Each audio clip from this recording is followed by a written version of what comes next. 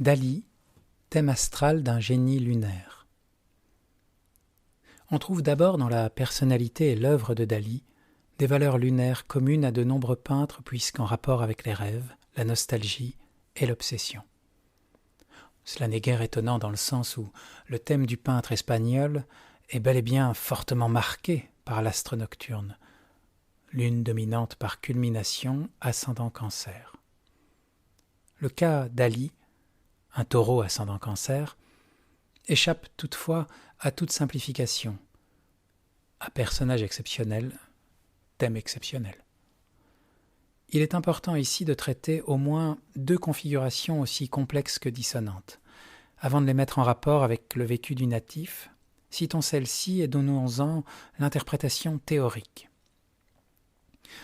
D'un côté, l'amas en taureau, son signe solaire, au carré de Saturne en maison 8, conflit entre conformisme et affirmation du moi, quête pour trouver son être profond et des idéaux personnels auxquels s'identifier, agressivité difficile à contrôler et explosant violemment, boulimie intellectuelle et matérielle, avec risque de confusion entre ce que l'on est et ce que l'on a. D'un autre côté, la Lune au double carré d'Uranus et de Neptune, refus du réel, confusion mentale, difficulté à organiser ses fantasmes. Difficulté à trouver la juste place de la raison, moteur de l'ambition, auprès de la sensibilité vécue alors comme un handicap. D'où des conduites excessives, provocatrices, outrepassant les limites dans un but final de se définir. La dialectique de Castor et Pollux. Dans ses Pensées et anecdotes, Dali, parlant de son frère, dit « Il est mon Dieu obscur, car nous sommes, lui et moi, Pollux et Castor. Moi Pollux, le frère immortel, et lui, le frère mortel. Je l'assassine régulièrement, car il faut que le divin Dali n'ait rien de commun avec cet être jadis terrestre. » Cette déclaration, noyée dans des réflexions plus ou moins importantes, mérite toute notre attention et quelques explications. À sa naissance, le petit Salvatore paraît partir avec tous les atouts. Issu d'une famille de notables, son père est notaire, ses parents l'aiment et même l'adorent, il sera typiquement élevé comme un enfant roi et gardera toute sa vie des réflexes d'enfant gâté. Mais pourquoi toutefois un amour si démesuré ? La réponse, c'est une lourde épreuve familiale. Le frère aîné du futur génie, également nommé Salvatore, est mort quelques mois auparavant. Et l'attribution du prénom du défunt au nouveau-né ainsi que l'idolâtrie dont on l'entourera rendent une chose évidente.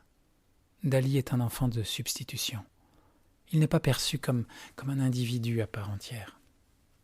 Les psychologues ont clairement décrit ce qui se passe quand une mère, ne parvenant pas à faire le travail du deuil, décide, dans l'urgence, d'en faire un autre.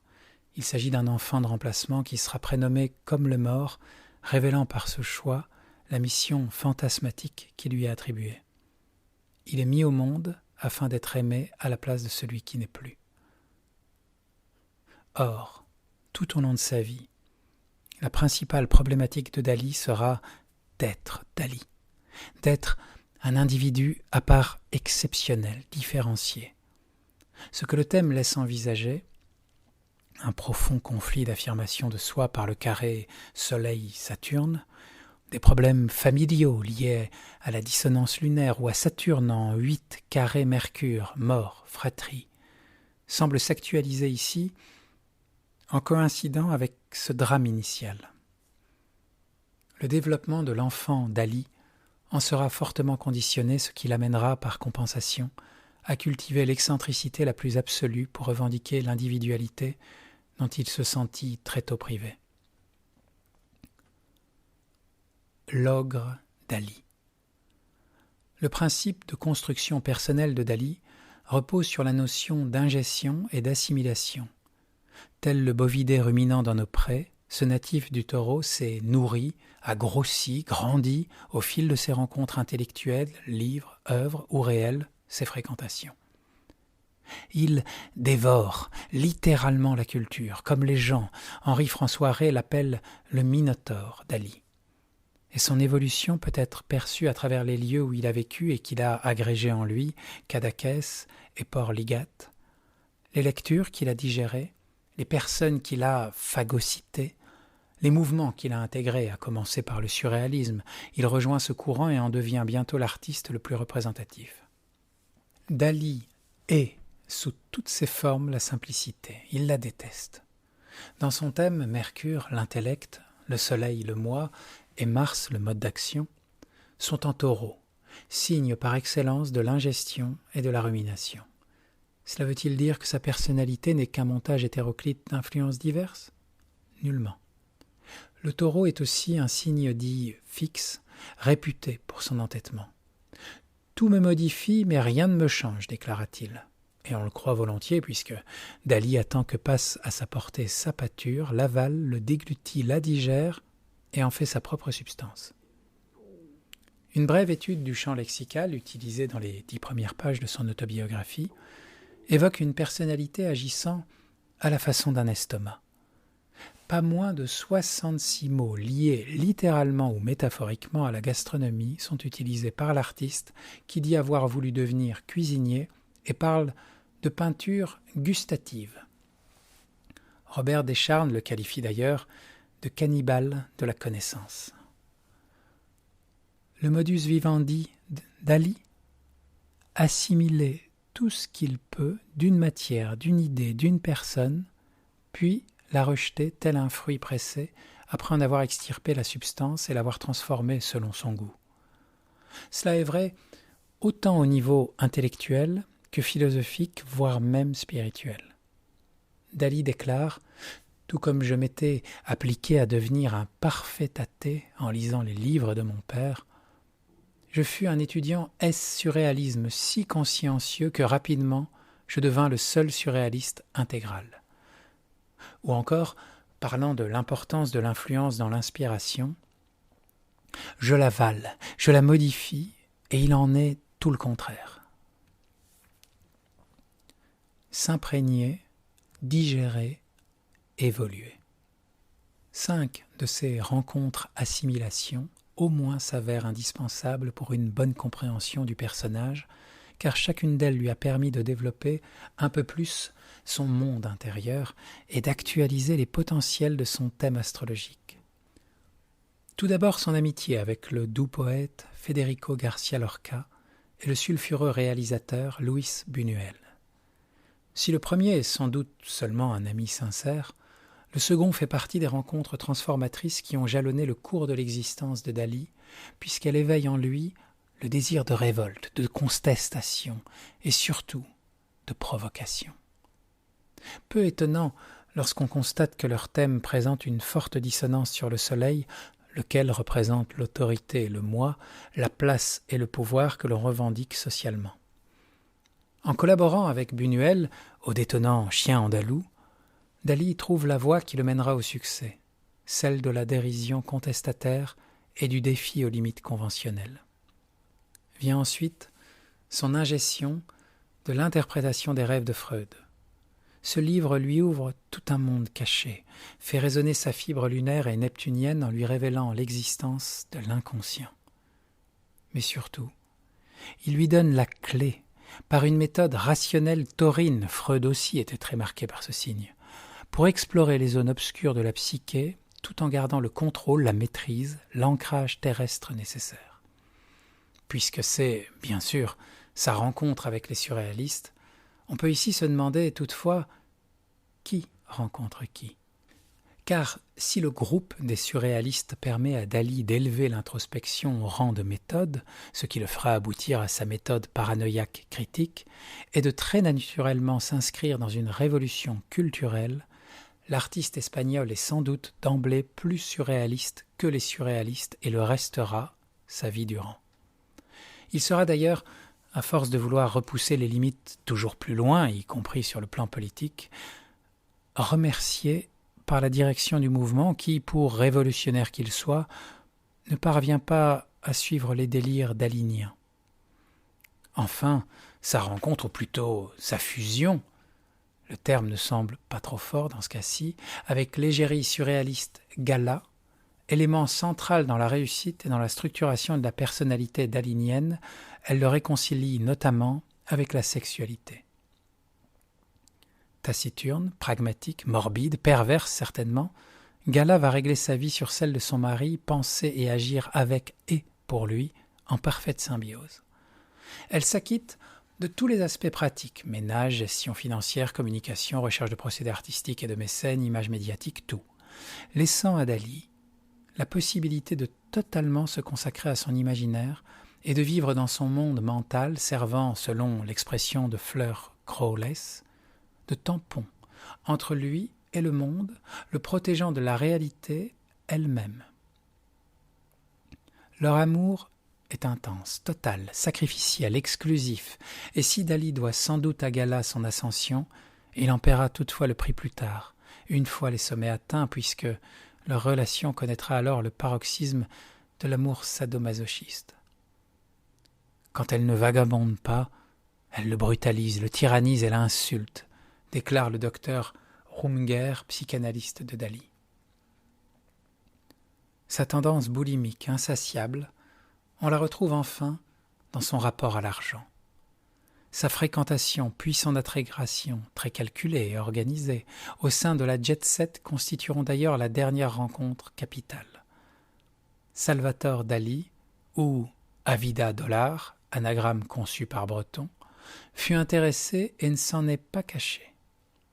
On peut là aussi penser à l'importante valorisation du taureau, car les natifs de ce signe sont supposés avoir besoin pour s'épanouir de sécurité et de confort tangible. Or, quoi de plus rassurant et apaisant sur le plan physique que de devenir riche?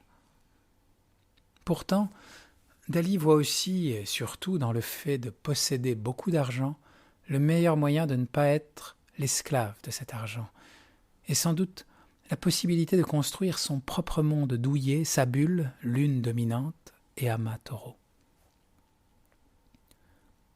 Construire la folie dans le temps et l'espace. Dali se définit lui-même comme le prototype par excellence du pervers polymorphe. Si on se fie à ses souvenirs d'enfance et d'adolescence, il est indéniable qu'une anormalité existe, les actes de violence physique comme psychologique sur sa sœur, le médecin de famille, ses camarades d'école ou sa première petite amie, et les comportements absurdes, se jeter du haut des escaliers, s'automutiler, tout ça se multiplie. Mais sont-ils pour autant gratuits et réellement inexplicables? Il a été dit en introduction que le carré de Saturne aux planètes en taureau évoquait un potentiel de colère et d'agressivité difficilement contrôlable. Ne peut-on voir alors, dans chacun de ces méfaits, une façon de s'affirmer, de tester sa puissance, de crier à la face du monde « J'existe et il faudra bien faire avec ». Dali était peut-être en effet un pervers narcissique avec de fortes tendances sadomasochistes. Soit. Était-il fou pour autant, comme il se plaisait à le revendiquer constamment?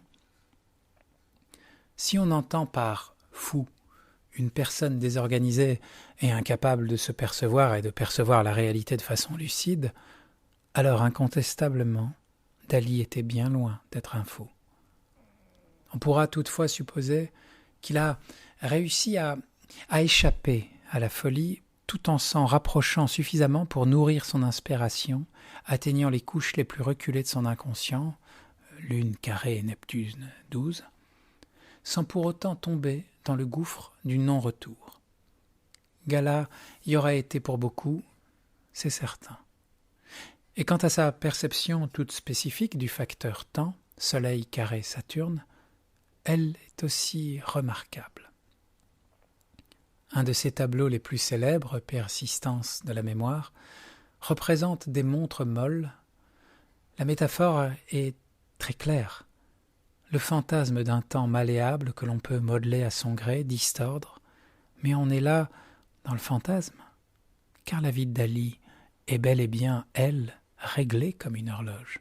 Lever, coucher, travail, voyage et même relations sociales relèvent d'un calendrier rigide, d'un emploi du temps bien arrêté, qui assure à l'artiste une sorte d'assise psychique, de rail mental l'empêchant de se perdre dans les méandres de son propre subconscient. car aussi étrange soit l'esprit de Dali, il reste structuré sur des valeurs taurines, valeurs tendant vers la stabilité. Si son imaginaire, lune dominante, ascendant Cancer, l'amène aux frontières de la raison, l'Espagnol reste toutefois les 4 sabots bien plantés au sol et sait revenir à ses repères. Son enracinement à la terre natale en est un exemple. Si une partie de lui, lune carré Neptune, méprise la réalité, l'autre, Ama Taureau, cultive le pragmatisme. L'idée fixe, l'habitude rassurante, le lieu coutumier. Loin de renier ses racines et le cadre de son enfance bourgeoise, il refuse de s'installer à la capitale. C'est combien il est vital pour lui de garder son port d'attache originel, car il s'en sert comme de béquille, un symbole d'ailleurs récursif dans son œuvre, pour explorer les tréfonds de son âme tout en gardant une solide assise dans le réel. Le taureau perd en effet facilement ses repères quand il connaît l'exil et Dali sait qu'il ne peut pas se le permettre, que cela serait le pas de trop dans son voyage fantasmagorique. Une partie de son génie ne se trouverait-elle pas justement dans ce précaire équilibre mental qui fait de Dali le plus illustre des fous raisonnables? L'artiste polymorphe. Dali était un génie et même un génie polymorphe, touche à tout, à la manière d'un Léonard de Vinci qu'il admirait tant. Sur le plan créatif, évidemment, inventeur, concepteur de bijoux, illustrateur, scénariste, caricaturiste, écrivain, critique, conférencier, etc., etc., mais aussi des affaires, puisqu'il parvint à séduire les plus hautes couches de la société et fut même un temps, l'anecdote est suffisamment amusante pour être relevée ici, financé par un groupe de mécènes se faisant appeler le groupe du Zodiaque. Virtuose de l'adaptation, enfin, puisqu'il a su rester au pinacle de la gloire presque 40 ans durant, absorbant et transcendant tour à tour chaque mode et chaque avancée scientifique. Son omniprésence médiatico-artistique s'estompe à partir de la fin des années 70 et les 7 dernières années de sa vie sont tragiques. Atteint de la maladie de Parkinson qui lui fait lentement perdre le contrôle de lui-même, coup du destin, on ne peut plus ironique, il sombre dans des penchants suicidaires après la mort de Gala, mais est finalement emporté, en 1989, par une crise cardiaque. Dali restera pourtant un des artistes les plus connus et appréciés du siècle parce qu'il a su plonger au cœur de notre inconscient, dérangeant suffisamment pour susciter la réflexion, mettant en lumière pour mieux les dompter les penchants les plus sombres, les plus viscéraux de sa psyché et de la psyché collective. Car Dali, lunaire dissonant par excellence, a su dépasser la folie et la morale pour s'adresser directement à nos instincts, nos pulsions, nos fantasmes.